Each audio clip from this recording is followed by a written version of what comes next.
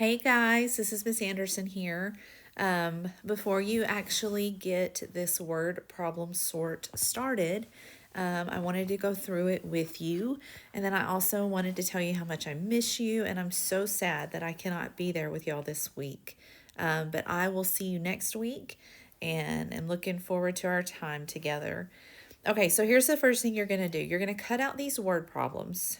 You're going to, on the dotted lines, you're going to read them and you're going to decide, am I adding, subtracting, multiplying, or dividing?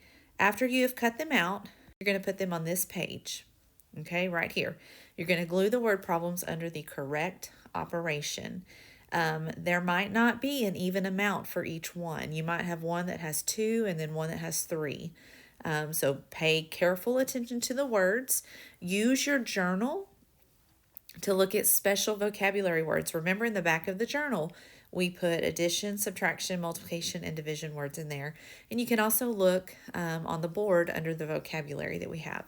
So now that you've sorted it, you're going to go look at the next page. You are going to pick one problem from each column, and then you're going to solve the problem. So you're going to pick an addition problem and solve it, a subtraction problem and solve it, a multiplication problem and solve it, and then a division problem and solve it. And you're going to show your work on this page right here. Write down important information, write down some keywords, and use it to solve your problem. The last thing you're going to do is the last page. You are going to choose 2 of the problems that you solved, and you're going to explain how you solved them. How did you know what operation to use? What strategy did you use to solve the problem? Share with me some key words that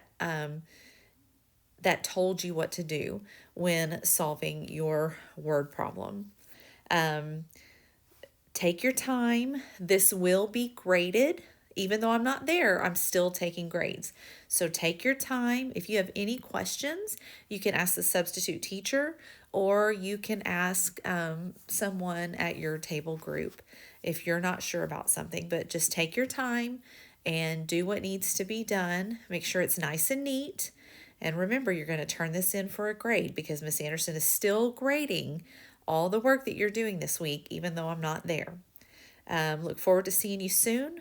Make sure you're doing what needs to be done and make sure you're behaving. All right, guys, get to work.